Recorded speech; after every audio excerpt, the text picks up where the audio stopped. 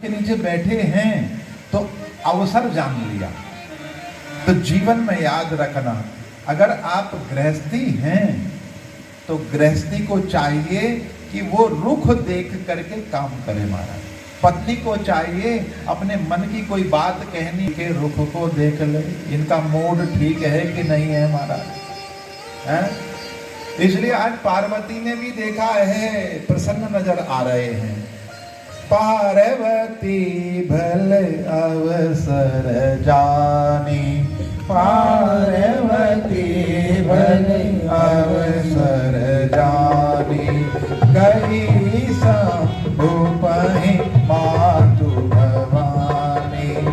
शंकर ने उनका आदर सत्कार किया है और अपने बाईं ओर बैठने के लिए आसन दिया।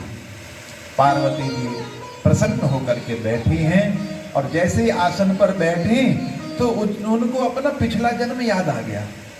पिछले जन्म की जो कथा थी वो स्मरण में आ गई। याज्ञवल्क्य ऋषि कहते हैं कि जो कथा सब लोगों का हित करने वाली है उसे ही पार्वती आज पूछना चाहती है। पार्वती ने हाथ जोड़े हैं और कहा, हे नाथ, आपकी महिमा तीनों लोकों में व्याप्त है और यदि आप मेरे ऊपर प्रसन्न हैं और मुझे अपनी दासी जानते हैं तो आप श्री रघुनाथ जी की नाना प्रकार की कथा कह करके आज मेरे उस अज्ञान को दूर कर दीजिए महाराज। तुम पुनि राम राम दिन राति, तुम पुनि राम राम दिन राति, सादर जपहु अनंग राम। क्या ये वही दशरथ के पुत्र राम हैं या ये अजन्मा निर्गुण और अगोचर कोई और है? यदि वे राजपुत्र हैं तो ब्रह्म कैसे, और ब्रह्म हैं तो फिर वो स्त्री के विरह में उनकी मति जो थी वो बावली कैसे हो गई? उनके ऐसे चरित्र देखकर और उनकी महिमा सुन करके मेरी बुद्धि जो है वो चकरा रही है और जिस भी प्रकार से मेरा मोह दूर होता हो आप वही कीजिए। मैंने पिछले जन्म में वन में भगवान श्री रामचंद्र जी की प्रभुता को देखा है, देखा मैंने, लेकिन मैं इतनी भयभीत हो गई कि भयभीत होने के कारण मैंने वह बात आपको नहीं सुनाई। आपको नहीं सुनाई। राम जी ने अपनी प्रभुता मुझे दिखाई लेकिन फिर भी मेरे मलिन मन को बोध नहीं हुआ, इसलिए उसका फल मैंने अच्छी तरह पा लिया। अब भी मेरे मन में कुछ संदेह है, इसलिए आप कृपा कीजिए। पहले तो वो कारण बताइए जिससे निर्गुण ब्रह्म सगुण रूप धारण करता है। फिर श्री रामचंद्र भगवान के जन्म की कथा कहिए तथा उनका जो उदार बाल चरित्र है वो कहिए। जिस प्रकार से उन्होंने जानकी जी से विवाह किया वो कथा कहिए। उन्होंने जो राज्य छोड़ा सो किस दोष के कारण फिर वन में रह करके जो अपार चरित्र किए तथा जिस तरह रावण को मारा वह सब कहिए। शंकर भगवान कहते हैं, जीना है अगर सुख से हंस हंस के सदा जी ले, जीना है अगर सुख से हंस हंस के सदा जी ले। श्री राम कथा रस की तो घोट सदा पी ले। श्री राम कथा रस की तो घोट सदा पी ले। जीना है अगर सुख से रहे। और फिर उन्होंने अपने मन को बाहर खींचा और बोले कि जिसके बिना जाने झूठ भी सत्य मालूम होता है। ये संसार जो दिखाई दे रहा है ये सत्य नहीं है, ये असत्य है, ये असत्य है। लेकिन सत्य लग रहा है किसकी वजह से? उस सत्य रूपी अधिष्ठान के कारण, उस भगवान के कारण। लेकिन जो उसको जान जाता है तो फिर ये संसार सत्य नहीं रहता, ये झूठा हो जाता है। रात्रि के अंधकार में रस्सी पड़ी हुई होती है तो रस्सी को देख करके भ्रम पैदा हो जाता है, अरे सांप, ये सर्प है, सांप की भ्रांति हो जाती है। लेकिन जैसे ही कोई प्रकाश करता है, अंधकार रूपी अधिष्ठान को दूर कर देता है, तो वहां सर्प नहीं है, ये तो रस्सी है। तो सर्प ना तो वहां पहले था, ना अब है, और ना अब आगे होने वाला है। क्यों? क्योंकि अंधेरे में पड़ा हुआ था। लेकिन प्रकाश हो गया तो जैसे जागने पर स्वप्न का भ्रम समाप्त हो जाता है, जैसे भगवान को जान लेने के बाद संसार झूठा हो जाता है, मैं उन्हीं श्री रामचंद्र जी के बाल रूप की वंदना करता हूं, जिनका नाम जपने से सारी सिद्धियां सहज रूप से प्राप्त हो जाती है।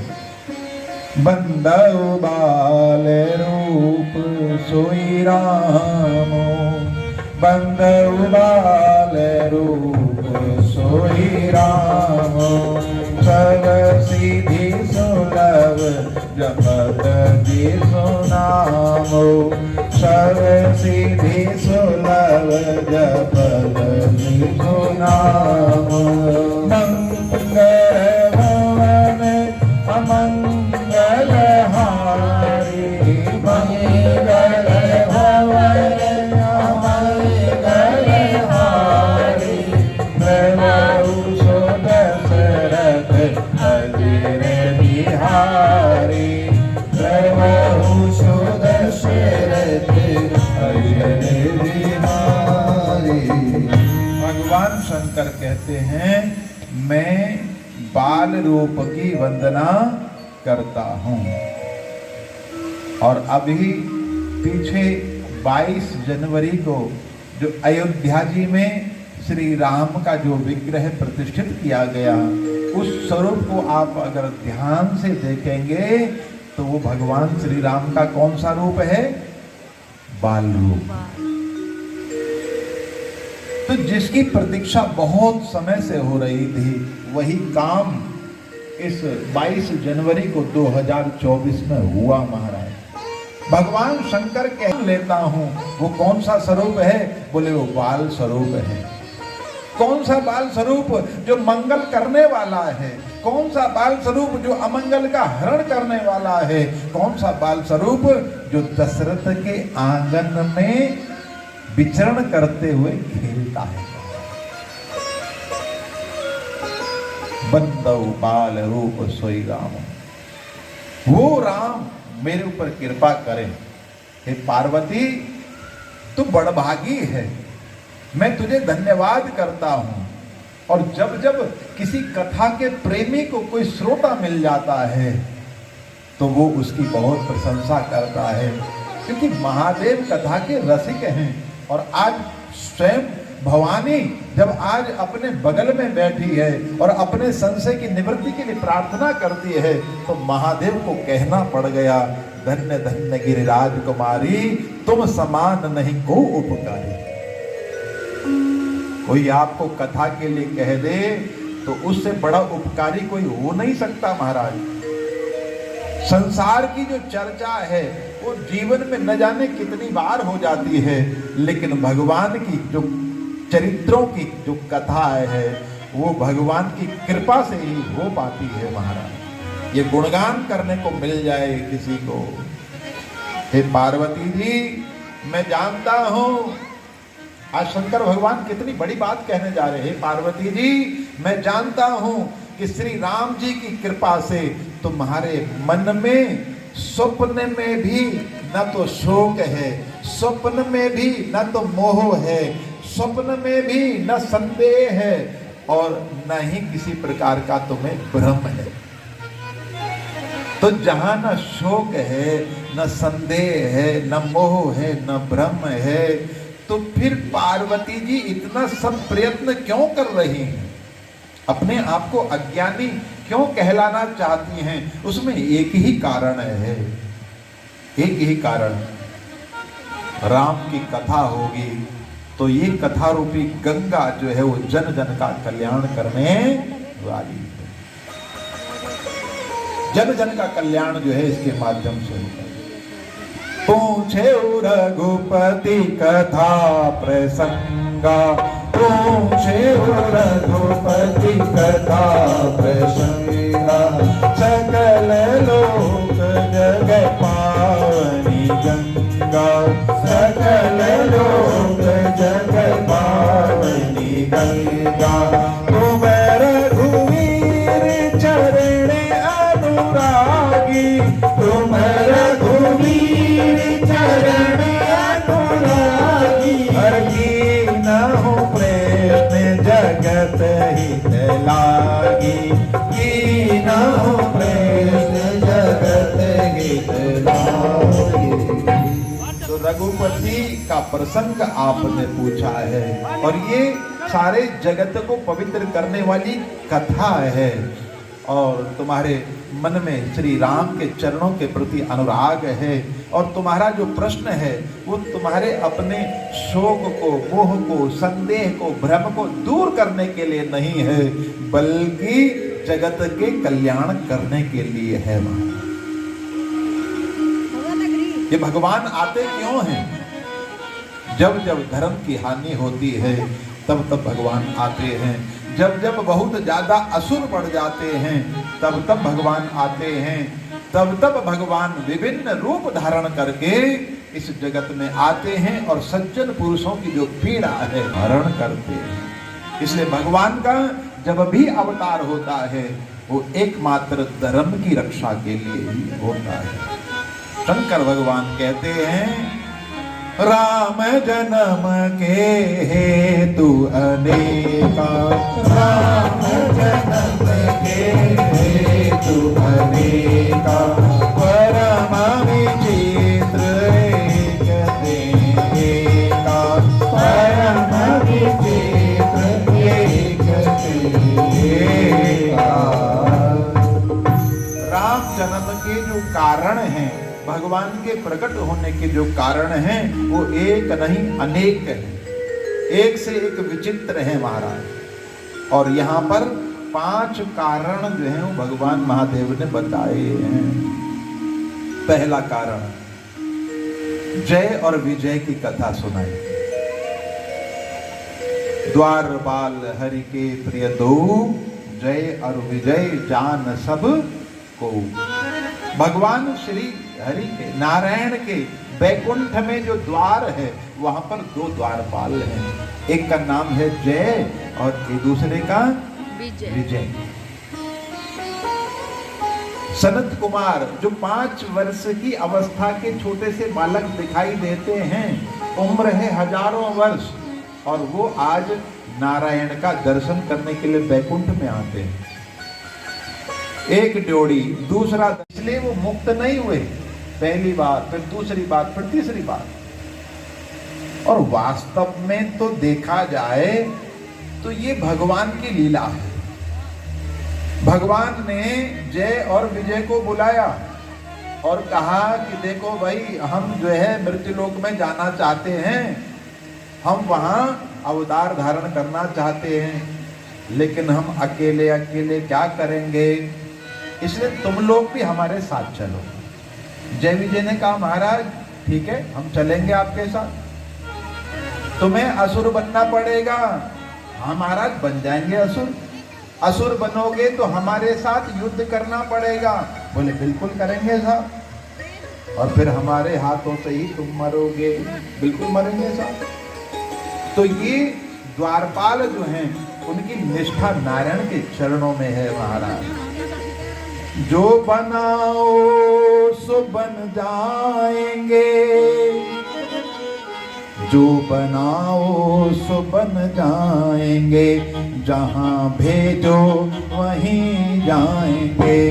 जो बनाओ सो बन जाएंगे, जहाँ भी चरणों में अनुराग होता है, उनके प्रति निष्ठा होती है, तो एक भक्त यही कहता है, जहाँ भेज दोगे वहीं जाएंगे, जहाँ रखोगे जहाँ भेजोगे वहां। इसलिए पहला कारण सनत कुमारों के द्वारा दिया गया जय विजय को श्राप है। दूसरा कारण बताते हैं कि जलंधर नाम का एक बहुत बड़ा असुर हुआ, उसकी पत्नी का नाम वृंदा, और वृंदा जो थी वो पतिव्रता थी महाराज। अजय इतनी पतिव्रता थी कि उसका तप जो था वो बढ़ गया, सती की श्रेणी में आ गई, और सती की श्रेणी में जब आई तो उसका जो तप था वो पति की रक्षा करने लगा महाराज। एक सती जो है वो पति के प्राणों की रक्षा कर लेती है, यहाँ तक कि यमराज से भी अपने पति के प्राणों को छीन करके ले आती है। हमारे यहाँ सावित्री की कथा है, जो सत्यवान का प्राण यमराज से लेकर के आ जाती है महाराज, और जो जीवन में जो अधूरापन था उसको भी दूर करवा देती है महाराज यमराज से। सास ससुर को आंख नहीं, आंख हो जाए। अपनी पत्नी के पातिव्रत्य का कवच लेकर के ये अन्य दुराचार कर रहा था, और ऐसे में इसको मारना जरूरी था। और तब जो धर्म के नियंता हैं ऐसे श्री हरि वो जलंधर का ही रूप बना करके गए और छल किया है, कपट किया है। एक सती समझ गई मेरे साथ छल हुआ है, भगवान पत्थर के रूप में बन गए और तब श्राप दे दिया, जाओ जाओ तुम्हारा हृदय पत्थर का है, मैं तुम्हें श्राप देती हूँ कि तुम्हें मनुष्य बनकर के संसार में जाना पड़ेगा, तुम्हारी पत्नी का हरण जो है वो राक्षस करेंगे, और फिर वही वानर जो है वो तुम्हारी सहायता करेंगे। तो ये वृंदा के द्वारा दिया गया, एक सती के द्वारा दिया गया श्राप था, जिसके कारण भगवान राम के रूप में आए। तीसरा कारण, तीसरे कारण में तो एक भक्त की कथा बताई है। एक भक्त जिसकी कामना पूरी नहीं हुई, जिसको लगा कि मेरा सब कुछ लुट गया है, और इस लुटने में कारण श्री हरि हैं। तो ये काम की कथा है, ये देवर्षि नारद की कथा है महाराज। तो आप सोचेंगे कि भाई नारद जी जो हैं वो भगवान के भक्त हैं, और पार्वती जी जो हैं वो सुन रही हैं। तो पार्वती जी ने भी यही सोचा, बोली प्रभु नारद जी जो हैं वो तो भगवान के भक्त हैं। नारद विष्णु भगत पुण्य ज्ञानी, नारद जी जो हैं वो भगवान के भक्त हैं और ज्ञानी हैं। तो लगता है भगवान ने ही कोई अपराध किया होगा, जिसके कारण मेरे गुरुजी ने श्राप दिया।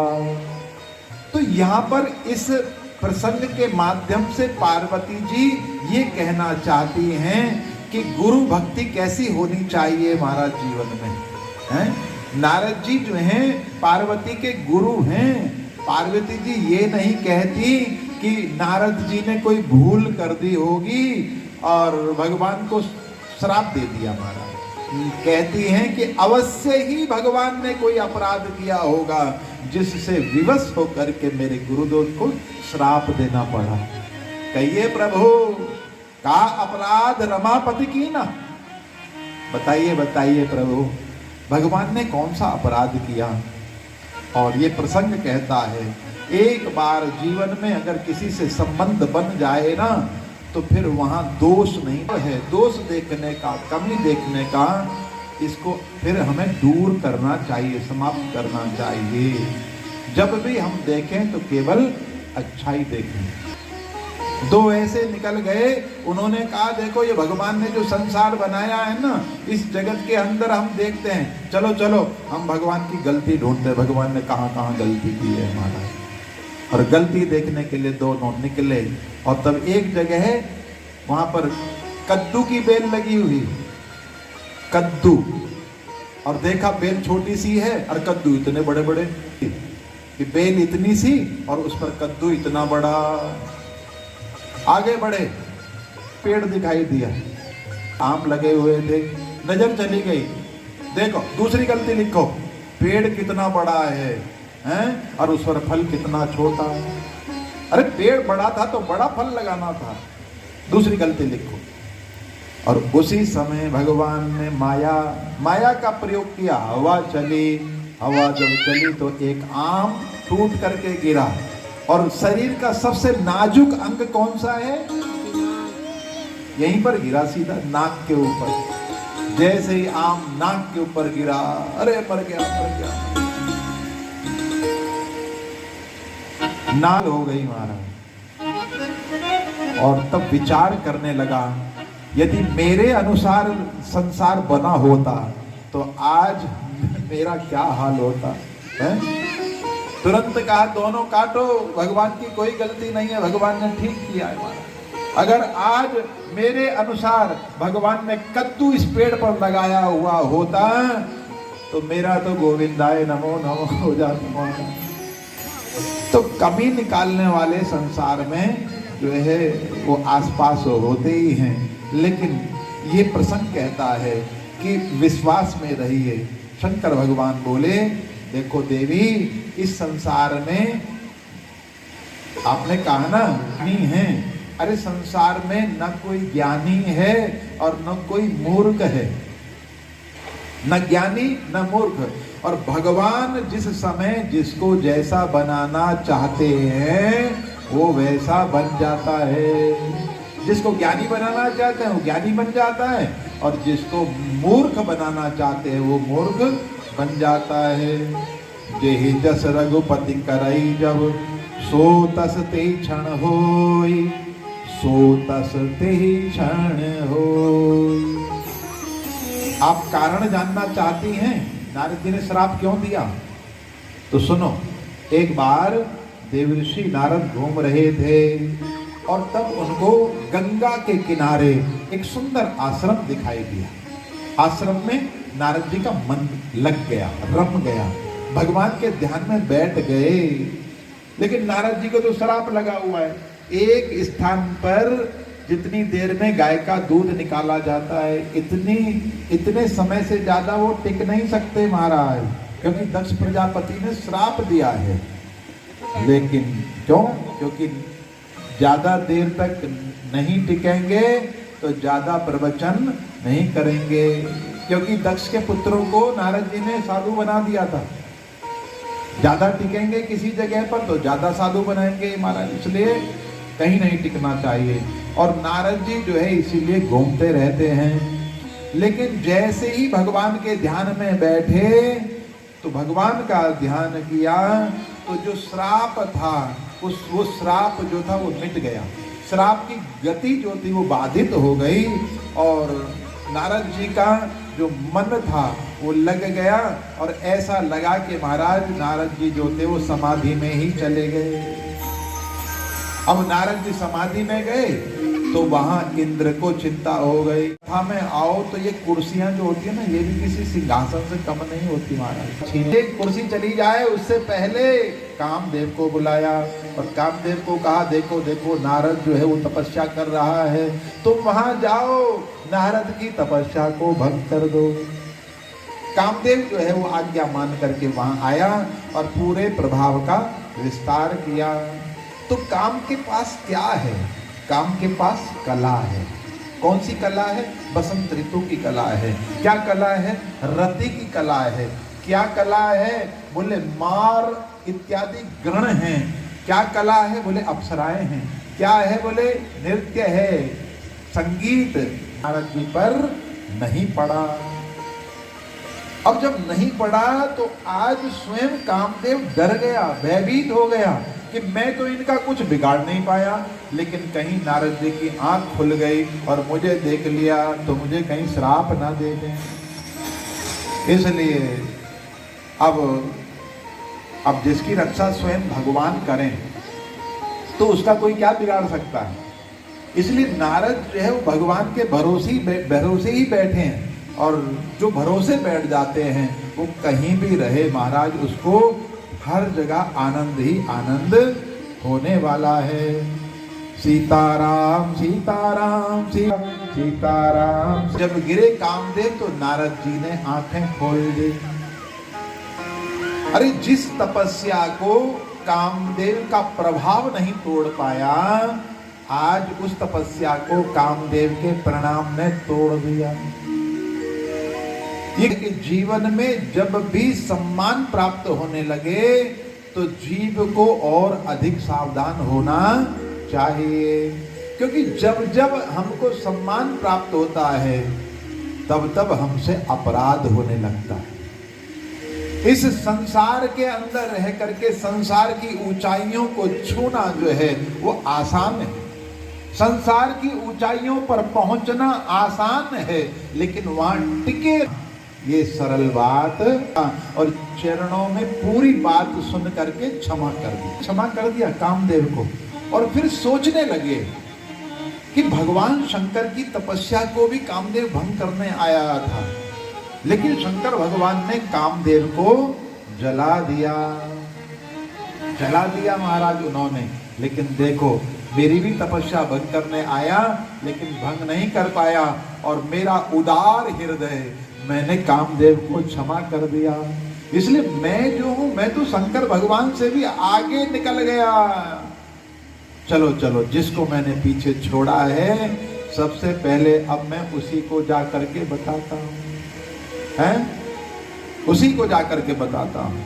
और पहुंच गए सीधे कैलाश, और पहुंचे तो बाबा ने देखा, नारद जी ने बाबा को प्रणाम किया, और बाबा सोचे कि भगत आया है तो अब तो कथा सुनाएगा, राम की कथा। लेकिन नारद जी ने तो आज काम की कथा सुना दी। तो बाबा जब सारी कथा को सुने कि हमने काम को जीत लिया है, आपने तो जलाया, लेकिन देखो जीतने के बाद हमने क्षमा कर दिया तो हम आपसे आगे निकल गए। तो बाबा ने सावधान किया, महाराज आपने मुझसे कहा तो कहा, लेकिन श्री हरि से बिल्कुल भी इसकी चर्चा मत करना, और किसी प्रकार से चर्चा चल जाए पहले तो गुप्त रखना। गोप्यम सर्वथा ही, ये गुप्त रखने योग्य बात है, लेकिन गुप्त न रख पाओ, चर्चा चल भी जाए तो प्रसंग जो है वो बदल देना। अब नारद जी जो थे वो अपने मन में सोचने लगे कि लगता है हमारी उपलब्धि से शंकर भगवान जो है वो जल रहे हैं, नहीं चाहते कि लोग हमको जाने। मना किया था शंकर भगवान ने, लेकिन नारद जी कहाँ माने। नारद जी जो थे वो सीधे पहुंच गए वैकुंठ में नारायण भगवान के पास। नारायण भगवान ने जैसे ही नारद जी को देखा खड़े हो गए, और खड़े होकर के आसन बिछाया, बैठो महाराज, बैठो महाराज। नारद जी आसन पर बैठे तो भगवान उनके बगल में बैठ गए, और बगल में बैठने के बाद कहा, हे देव ऋषि नारद, आपने तो मेरे ऊपर आज बहुत दिनों में दया की है, बहुत दिनों में दया की है। अब तो नारद जी को मौका मिल गया। हाँ महाराज सही कह रहे हो, बहुत दिनों में। पता है आपको मैं कहाँ था? मैं तपस्या, दृष्टि पड़ गई, सोचने लगे अभी हम गए थे इधर से, अभी कुछ नहीं था, लेकिन अब ये नगर, ये इतनी भीड़ क्यों है? तो उसने कहा कि हमारे जो राजा हैं शील निधि, उनकी एक कन्या है विश्वमोहिनी, आज उसका स्वयंवर है। तो नारद जी को और उत्सुकता हो गई, चलो चलो जाकर के देखें। सीधे पहुंच गए राजा के पास। राजा ने नारद जी को प्रणाम किया, उनका मान सम्मान किया, बिठाया सिंहासन पर, और अपनी पुत्री विश्वमोहिनी को बुलाया और कहा, ये नारद जी ने प्रणाम कर। विश्वमोहिनी ने आकर के प्रणाम किया, और नारद जी आज विश्वमोहिनी के रूप में फंस गए। जो कह करके आए थे भगवान से हमने काम को जीत लिया, विश्वमोहिनी के नारद जी जो थे वो खो गए महाराज।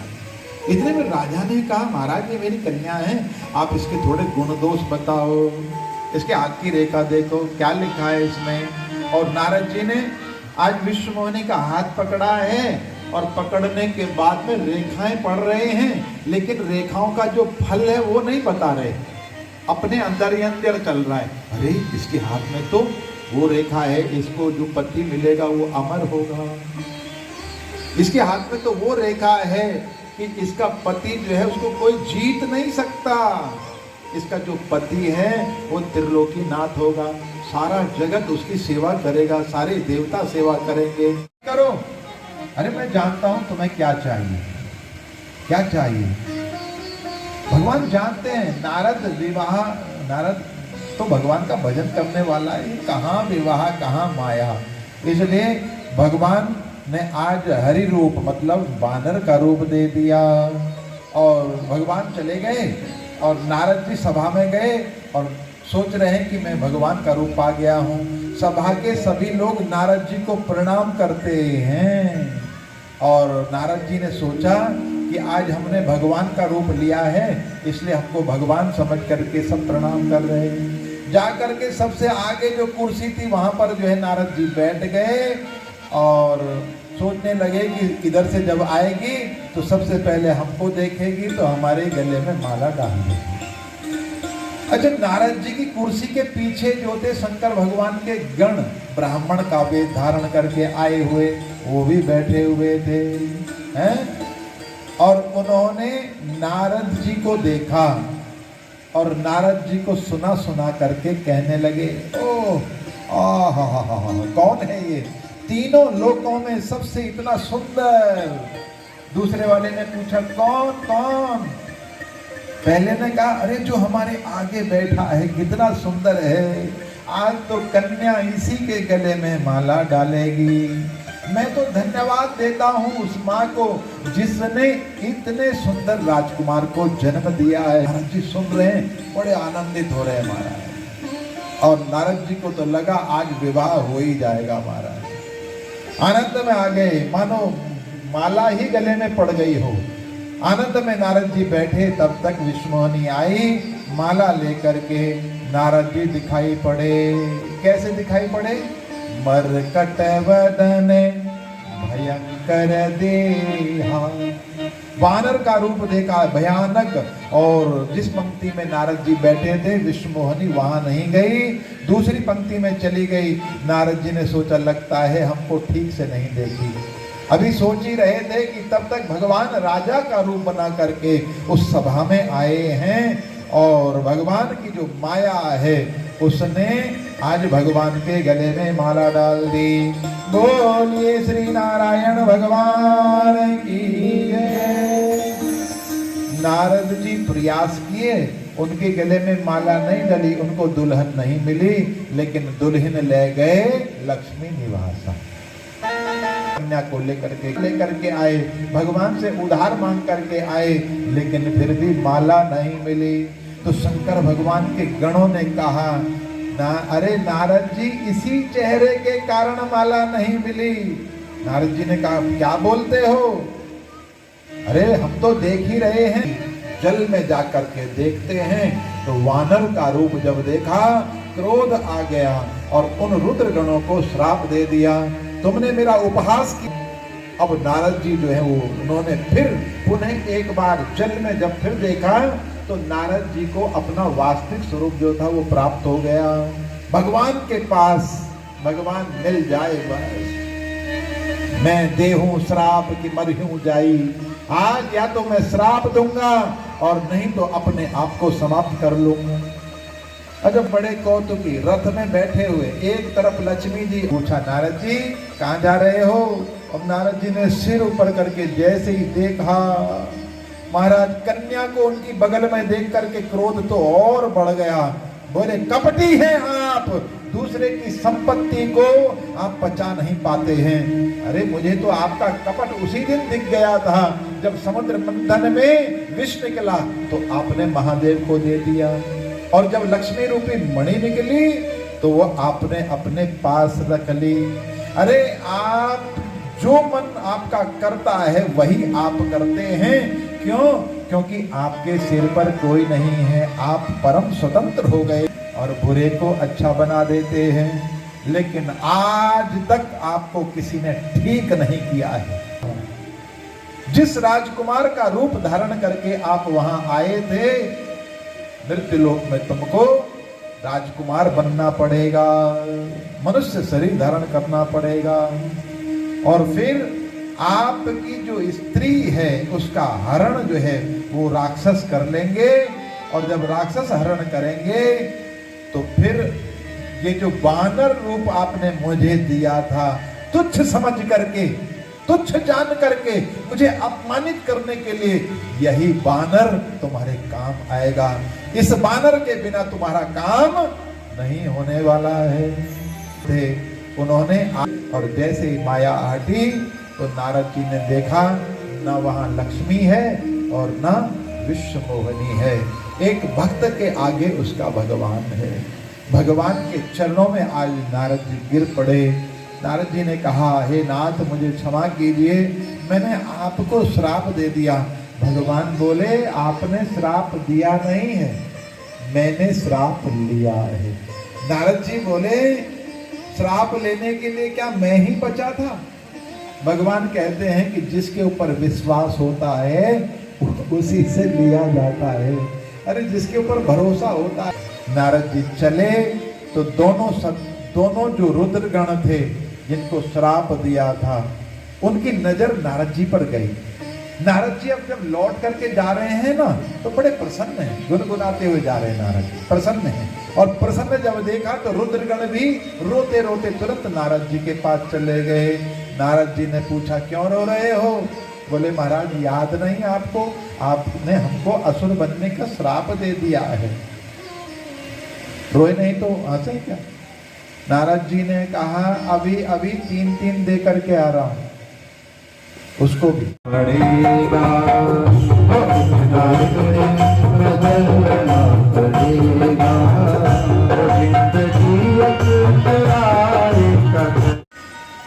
तो ये तीसरा कारण था महाराज। और चौथा कारण जो है मनु महाराज और शत्रुपा, इन्होंने जो है तपस्या की महाराज, और इनकी तपस्या से प्रसन्न होकर के ही भगवान जो है वो प्रकट हुए। और भगवान ने कहा, आप मुझसे वर मांगो। तब कहा कि हम तो आपके इस सुंदर स्वरूप का दर्शन करना चाहते थे। तो भगवान का दर्शन किया और भगवान ने कहा, नहीं कुछ और भी मांग लो, मैं प्रसन्न हूँ। तो बेटा, और तब भगवान कहते हैं कि मैं अपने जैसा बेटा ढूंढने कहाँ जाऊं? अरे मैं ही तुम्हारे पुत्र के रूप में प्रकट हो जाऊंगा। इसलिए भगवान जो हैं आज कहते हैं कि तुम्हारे पुत्र के रूप में मैं प्रकट होऊंगा। और जो मनु महाराज हैं वो एक प्रार्थना और करते हैं, कहते हैं कि आपके चरणों में मेरी वैसी ही प्रीति हो जैसी पुत्र के लिए पिता की होती है। चाहे कोई मुझे बड़ा भारी मूर्ख क्यों ना कहे, जैसे मणि के बिना सांप और जल के बिना मछली नहीं रह सकती, वैसे ही मेरा जीवन आपके बिना ना रह सके। तो भगवान ने तथास्तु कहा है, ऐसा ही वर दिया है। और तब आज्ञा दी, देवराज इंद्र की राजधानी में जाकर निवास करो, भोग भोगो, तुम्हारा पुत्र बनूंगा, मनुष्य रूप में तुम्हारे घर प्रकट होऊंगा। मैं अपने अंशों सहित देह धारण करके भक्तों को सुख देने वाले चरित्र करूंगा। आदि शक्ति माया जो है वो भी अवतार धारण करेगी, और इस प्रकार से मैं तुम्हारी अभिलाषा पूरी करूंगा। मेरा प्रण जो है वो सत्य है, सत्य है।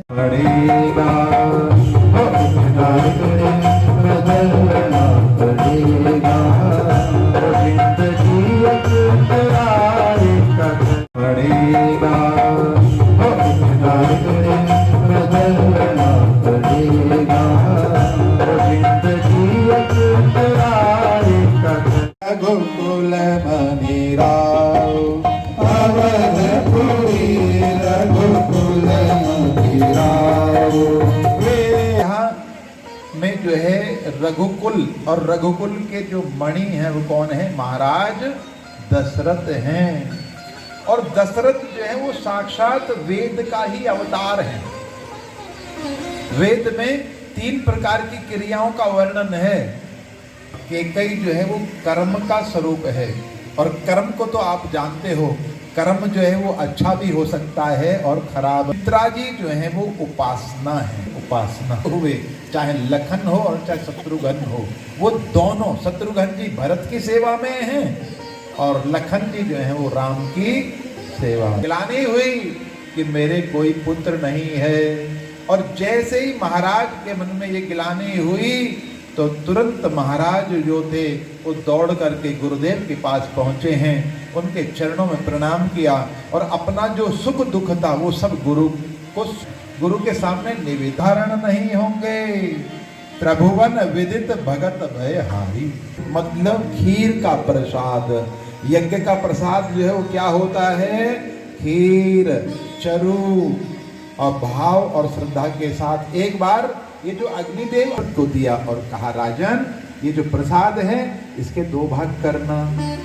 2 भाग करने के बाद 1 भाग कौशल्या को, फिर जो बचा हुआ है उसके भी 2 भाग, उसमें से 1 भाग कैकेयी को, और जो बचा हुआ है 1 भाग, चौथाई भाग बोले उसके 2 भाग करके 1 कौशल्या को और 1 कैकेयी को, और कहना कि तुम दोनों प्रसन्न होकर के अपनी इस बहन सुमित्रा को दो। आज विवाह किया और प्रसन्न चित्त से जो है आज उन्होंने सुमित्रा को वो भाग दिया। तीनों रानियों ने उस प्रसाद को ग्रहण की, प्रसाद को माध्यम बना करके पधारे हैं। प्रभु माँ के अंत में आ गए और बाबा कहते हैं, जा दिन ते आए सकल लोक सुख संपत्ति छाए।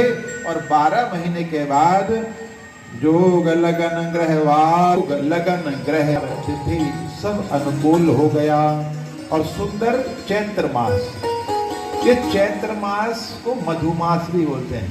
मधुमास भगवान के आने का, प्रकट होने का समय निकट आया तो अयोध्या में भी आनंद ही आनंद छाने लगा। अयोध्या के जितने भी पर्वत थे उन सब पर्वतों में मणि प्रकट हो गई। मणि पर्वत यूजी में जल के स्थान पर मानो अमृत की धारा जो है वो बहने लगी, शीतल मंद सुगंध बहने लगी। भगत आकर के करताल लेकर के गुण गायन करने लगे। संत ने कहा, अरे तुम सब लोग नहीं, सब देव चले महादेव चले, ले ले फूलन के हार, आओ राघव सांवरिया।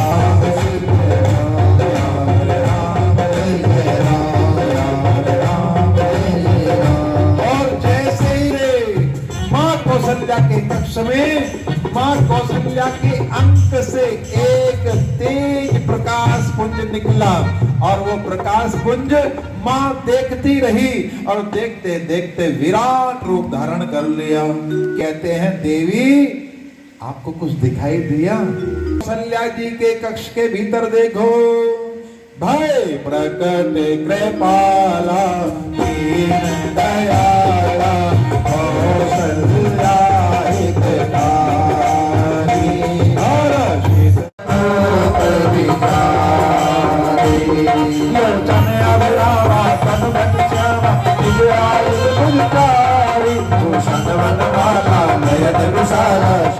श्री रामचंद्र भगवान और अंत में आ गए। कोई कष्ट हो, दुख हो, विपत्ति हो तो मैं रो, जीवन में तो आनंद ही आनंद है। नहीं नहीं नहीं नहीं, नहीं चलेगा। तो सबसे पहले रोता है और रोने लगे। बालक के रोने की आवाज दासी के कानों में गई और दौड़ करके गई है राजा दशरथ के पास। क्या है और पुत्र का जन्म कानों से सुन करके मानो ब्रह्मानंद में मगन हो गए, शरीर पुलकित हो गया। और जिनका नाम सुनने से कल्याण हो जाता है वही प्रभु मेरे घर आए हैं। मित्र और मणियों का दान दिया की तरह मन बैठे रहे नहीं हो करके देख कर दूसरों बस खड़े होने में ही तो मामला गड़बड़ होता है, इसलिए मैं पहले खड़ा कर देता हूँ। ललनवा भवनवा में बाजे बदनवा चारी चारी